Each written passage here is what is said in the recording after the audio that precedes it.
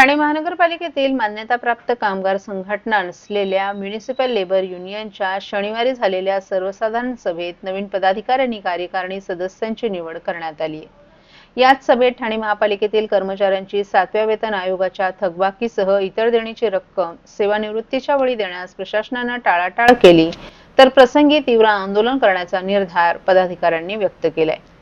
ठाणे महापालिकेतील मान्यताप्राप्त कामगार संघटना असलेल्या म्युनिसिपल लेबर युनियनची सर्वसाधारण सभा नुकताच युनियन कार्यालयातील स्वर्गीय अण्णा साने सभागृहात पार पडली।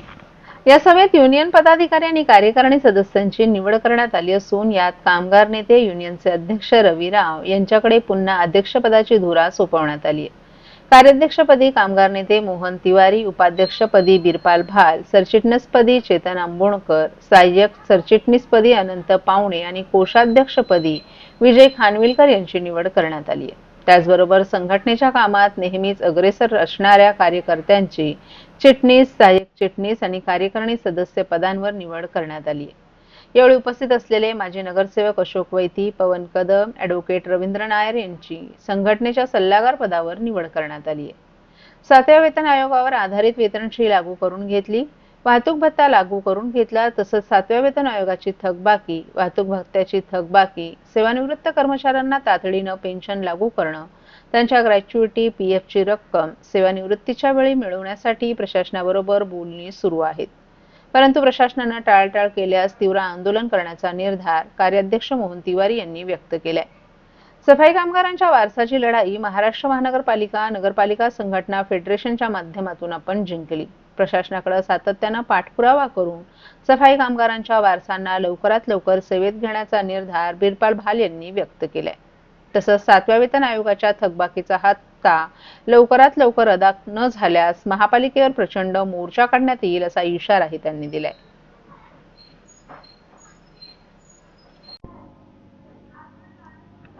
घोडबंदर रोडवरील बोरिवडे गाव परिसरात सुरू असलेल्या आरएमसी बॅचिंग प्लांटमुळे स्थानिक नागरिक त्रस्त झाले असून आता त्यांच्या संतापाचा कडेलोट झालाय।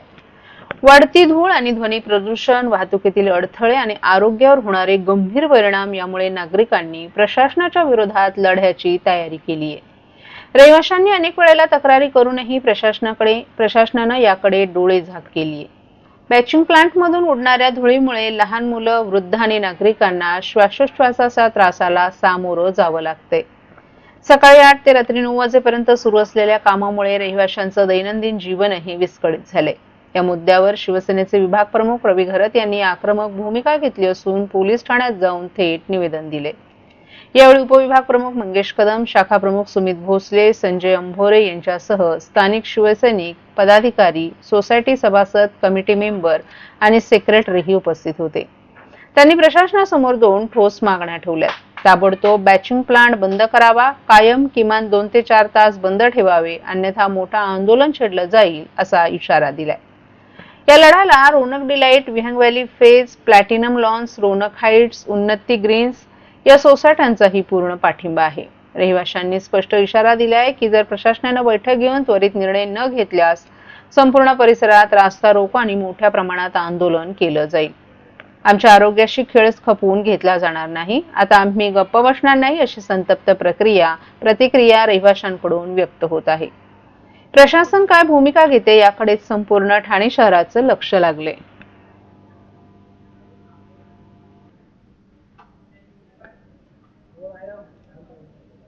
अतिशय डेव्हलपमेंटच्या आम्ही बरोबर आहे, पण डेव्हलपमेंट होत असताना जे काही सोसायटी वर्ग रेडी झालेले आहे, कॉम्प्लेक्स रेडी झालेले आहेत, हावरेपासून तर पूर्ण विहंगपर्यंतचे जे काही बिल्डिंग्स रेडी आहेत, 700 ते 1000 फ्लॅट रेडी आहेत आणि त्याच्याबरोबर एक बोलताना 25 मीटरवर आरएमसी प्लांट बसवण्याचा प्रयत्न बिल्डर करत आहे।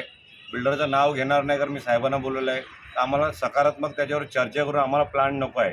आरएमसी आपण बाहेरनं मागूनही आरएमसीमध्ये तुम्ही काम करू शकता, आम्ही डेव्हलपमेंटच्या विरोधात नाही, पण आम्ही ज्या एरियामध्ये राहतो, आम्ही फ्लॅट घेतलेले आहेत, आम्ही इथं राहण्याची आमची फ्लॅट आहेत, त्याच्या एकदम बाजूला जर आरएमसी प्लॅन आला तर खोकला, धूळ आणि अतिशय गंभीर विषय आहेत। गेल्या टायमाला मेगा इंजिनिअरिंगचा जेव्हा प्रोजेक्ट आला, अतिशय गरजेचा प्रोजेक्ट होता, तरीही आम्ही खूप रिक्वेस्ट करून त्यांना हावरेची जेव्हा विनंती आली तेव्हा आम्ही तो प्लांट स्थानिक आपले 4 निवडून आलेले आपले सरनाईक साहेब आहेत, आमदार साहेब आपले, आज ते मंत्री आहेत, त्यांनी तात्पर येऊन त्या जागेवर आणि आरएमसी प्लांट थांबवला आणि मेगा इंजिनिअरिंगचं काम म्हणजे अतिशय महत्त्वाचं काम होतं घोडबंदर रोडसाठी, कारण टनल होणं खूप गरजेचं आहे. ट्रॉफिकचा विषय त्याच्याने सॉल्व्ह होणार आहे. पण डेव्हलपमेंटच्या नावाखाली जर लोकांच्या जीवावर खेळला जाईल किंवा लोकांना त्रास होणार असेल तर आम्ही डेव्हलपमेंटलाही विरोध करू आणि हा RMC प्लॅन आम्ही होऊन देणार नाही, याचे आम्ही संकेत आणि आम्ही सकारात्मक चर्चा करण्यासाठी साहेबांना निवेदन दिलेलं आहे. की प्रॉब्लेम व्हायला लागलेत, दुपारच्या झोपा नाही होत आणि सिनियर सिटीजनला सगळ्यात जास्त त्रास होतोय, कारण की त्यांची तब्येत सांभाळणं हे महत्त्वाचं आहे आणि RMC प्लांट हा जेवढा महत्त्वाचा आहे तेवढंच त्यांच्या पण तब्येती महत्त्वाच्या आहेत. तर RMC प्लांट हा व्हायलाच नाही पाहिजे रेसिडेन्शियल एरियामध्ये. मॅडम, लहान मुलांना सक्त विरोध आहे ह्या RMC प्लांट. लहान मुलांना कशा प्रकारचा त्रास होतो? लहान मुलांना सर्दी खोकला होतोच आहे आणि सध्याचं वातावरण तेवढं खराब झालेलंच आहे, तर अजून त्यात भर घालण्यासाठी RMC प्लांट उपयुक्त ठरतोय. तर त्याच्यामुळे प्लीज हा RMC प्लांट झालाच नाही पाहिजे. महाराष्ट्रातील भगिनींना आधार देणारी राज्य शासनाची मुख्यमंत्री माझी लाडकी बहीण योजना. या योजनेअंतर्गत अल्प उत्पन्न गटातील 21 ते 65 वयोगटाच्या भगिनींना मिळणार दरमहा 1500 रुपयांची मदत. अर्ज करण्यासाठी 31 ऑगस्ट 2024 पर्यंत मुदतवाढ. कुटुंबाचं वार्षिक उत्पन्न 2.5 लाख रुपयांपेक्षा कमी असलेल्या महिला पात्र. कुटुंबाकडे पिवळं किंवा केशरी रेशन कार्ड असल्यास उत्पन्नाचा दाखला आवश्यक नाही. पांढरं रेशन कार्ड असेल किंवा रेशन कार्ड नसेल तर कुटुंबाचं वार्षिक उत्पन्न 2.5 लाखांपेक्षा कमी असल्याचा दाखला आवश्यक. योजनेसाठीचा ऑनलाईन अर्ज नारी शक्ती दूत ॲपवरून किंवा पोर्टलवर भरता येईल. ज्या भगिनींना ऑनलाईन अर्ज भरता येत नसेल त्यांच्यासाठी अंगणवाडी, ग्रामपंचायत, वॉर्ड ऑफिस, सेतू सुविधा केंद्रामध्ये किंवा आशाताई बचत गटाच्या CRP यांची मदत उपलब्ध. आता आपल्याला अभिमानानं म्हणता येईल, सुखी आणि सुरक्षित आहे माझी लाडकी बहीण. सकल मराठा सार्वजनिक शिवोत्सव मंडळ ठाणे यांच्या वतीनं यंदा ठाण्यात भव्यदिव्य शिवजयंती उत्सवाचं आयोजन करण्यात आले. या उत्सवाच्या अनुषंगानं ठाणे शहर आणि जिल्हा तालीम संघ यांच्या मान्यतेनं महिला आणि पुरुषांच्या कुस्तीचं आयोजन करण्यात आले. भव्य निकाली कुस्त्यांचं जंगी मैदान आयोजित केले. या मैदानात अनेक प्रेक्षणीय लढती पाहायला मिळणार आहेत. या स्पर्धेत विजेत्यांना मराठा केसरी किताबासह 2 चांदीच्या गदा दिल्या जाणार असल्याची माहिती आयोजकांच्या वतीनं रमेश आंबरे यांनी दिली आहे. येत्या 19 फेब्रुवारी रोजी ठाण्याच्या श्री छत्रपती शिवाजी महाराज मैदानात या शिवजयंती सोहळ्याचं आयोजन करण्यात आले. या सोहळ्यासाठी महाराष्ट्राचे मुख्यमंत्री देवेंद्र फडणवीस, उपमुख्यमंत्री एकनाथ शिंदे, अजित पवार, भाजपचे कार्याध्यक्ष रवींद्र चव्हाण, वनमंत्री गणेश नाईक यांच्यासह अनेक मान्यवर उपस्थित राहणार आहेत.